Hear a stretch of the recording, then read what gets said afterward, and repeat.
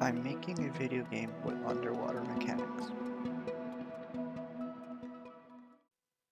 In this devlog, stalactite fixes, additional levels, scoring revamp, progression system. Fixing the stalactites started by copying the shapes in a sprite.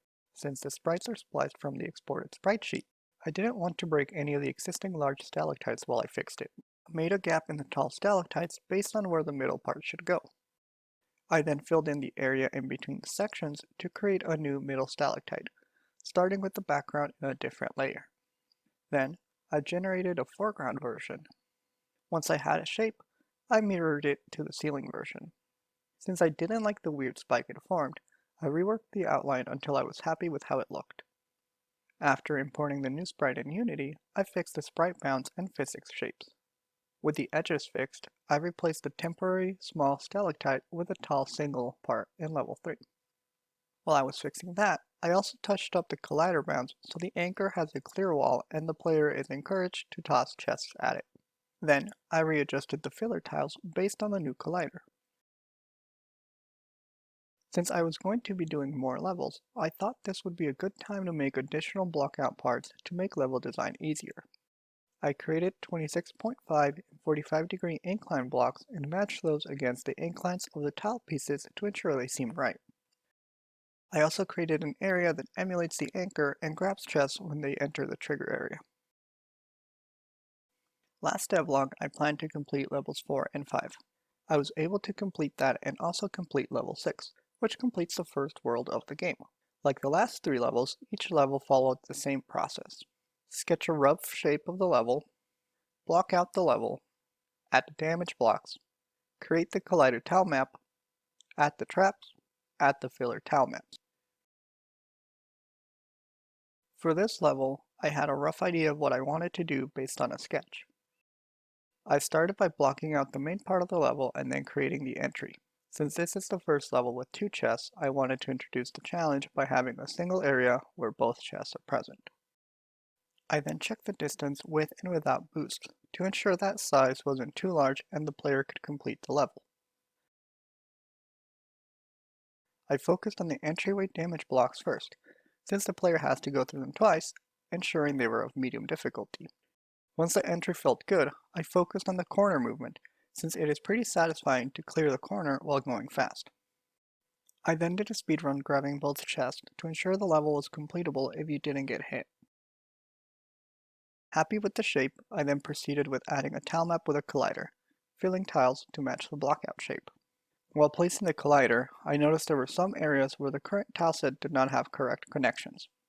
I took note of the missing tiles in the level and made a plan to create them later. I then replaced the damage blocks with stalactites and mines. Happy with the trap layout, I created the filler tile map. For the finishing touches, I used the player's camera to ensure I fill enough terrain before adding the water tile map. Here's a comparison of the blockout and finished version of this map. For this level, I wanted to have both chest areas connected by a tunnel. I wanted a tunnel but wasn't happy with that shape, so I decided to play around with it and ended up with a triangular donut. Since there are 2 paths now, I measured the distance during the blockout phase to ensure both sides took the same amount of time to traverse. On the left side, I used the same zigzag pattern when descending and ascending the tunnel.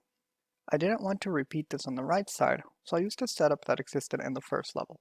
Instead of just moving from one side to the other, some of the obstacles require that you place yourself between 2 traps. With both sides in place, I ran through the level a few times to ensure you could get both chests under the time limit.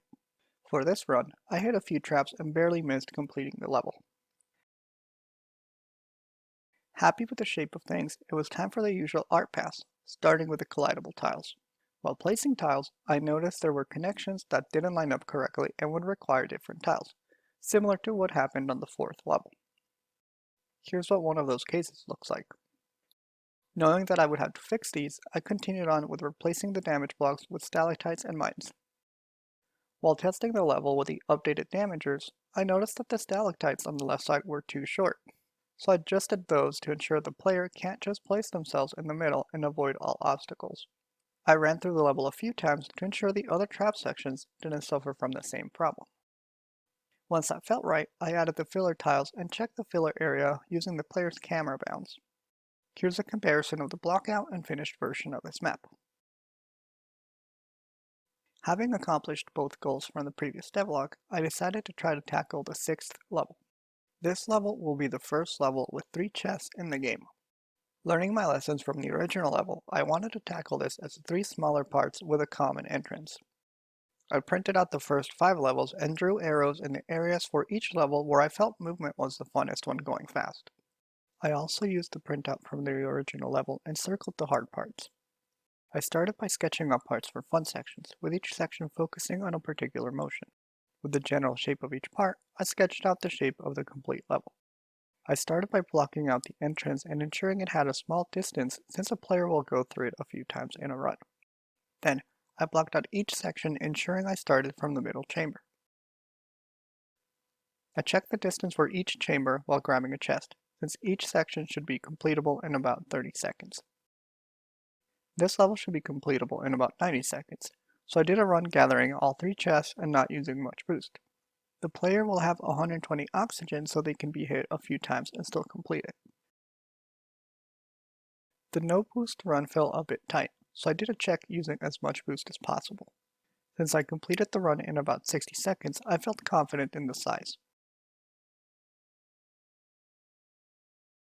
Once the shape was in a good spot, I added damage blocks and playtested, rearranging things when needed.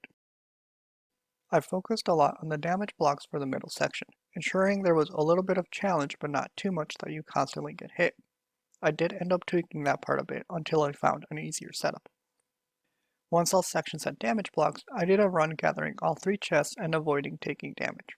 This run took about 100 seconds and I only used boost in some safe sections. With practice, the level should be completed in under 90 seconds, so the shape and size felt fine.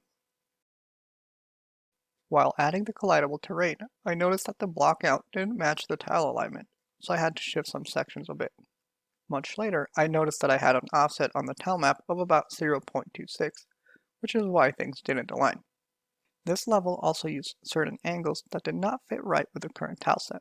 So, I left that for later and carried on with replacing the damage blocks with traps and setting the filler terrain. I then tried a few speedruns of trying to complete the level without being hit. My best time ended up being about 81 seconds and being hit once, which felt good considering the initial run was 100 seconds. Here's a comparison of the blockout and finished version of this map.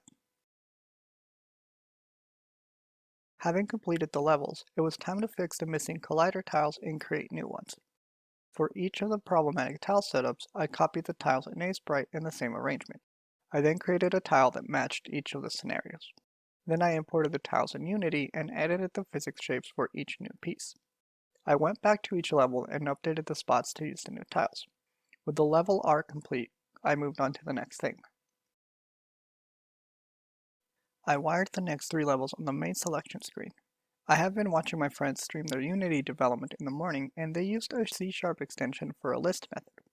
This gave me an idea to add an extension to my level enums to find the right scene index, since the level selection screen required both a level name and a scene index property. With the refactor in place, I worked on a prototype for an updated level selection screen, based on nodes on a map, very similar to other games. I started by creating a scene where you can move a circle to other nodes based on neighbor information. Each node will represent a level and the gathered treasure will be visible at all times. Details about the score and time will display the dialog on the selected level. I want to design the first map prior to including this method of selection into the game, but for a prototype, it worked quite well. Since the timing for levels has been an integral part, I decided to capture completion time as part of the score. I started by making a prefab timer that could be paused and returned to the current time. Then, clean up the copy-pasted timers from the initial levels. I added the level completion time on the level score screen. I also worked on improving the readability of the text, changing the oxygen and timer to use the same font. With time now being a factor in scoring, I decided to rebalance the score calculation. Gathering a chest will give you 200 points. The amount of oxygen remaining when completing the level will be added to the final score. Since the maximum oxygen in the longer levels is 120, I wanted a medium level with 2 chests gathered to have a higher score than a hard level with 1 chest. Making each chest higher than the max oxygen would accomplish that. If 2 scores are the same but one run was faster, the run with the fastest time is used as the best score. I added a quality of life feature to the anchor. When you've gathered all chests for a level and enter the zone, the level ends without having to press F. In this clip, you can see the end level function get called a bunch of times, so I also fixed that bug. This also fixes the bug that allows you to restart the animation by spamming the F key.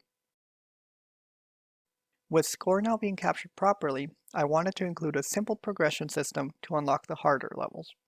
I wanted the flexibility of being able to require specific treasure amounts or total amounts, so I started by creating a set of rules that determine whether a level's requirements are met or not. For now, there are only quantity and quality rules, but this should be flexible enough that I can create composite rules which can be unlocked by either of the requirements. I then set up temporary unlock rules for the current levels, but I will definitely think of a better way to store this. I first hooked up the level selection buttons to enable and disable based on the unlock rule for each level. Then I made nicer overlays on top of the buttons which display the rule requirements. These are hard-coded at the moment and not generated dynamically. I then tested the quantity rule, running through the first level, which should unlock levels 4 and 5 since they require one of any chest. Then I tried the quality rule, using the silver and gold chest from level 5 to unlock level 6, which requires 1 chest of each type. This simple system should give the player options, but still require them to complete some levels before unlocking the harder levels. While playtesting some levels, I noticed there's some gaps between certain assets, particularly when they're diagonal. I tried a few solutions suggested online, which did not work for me. Setting up a sprite atlas did not correct it. Regenerating the physics shape did not correct it. I didn't tinker much with it and found other solutions to try before trying to implement my own. That's it for this devlog.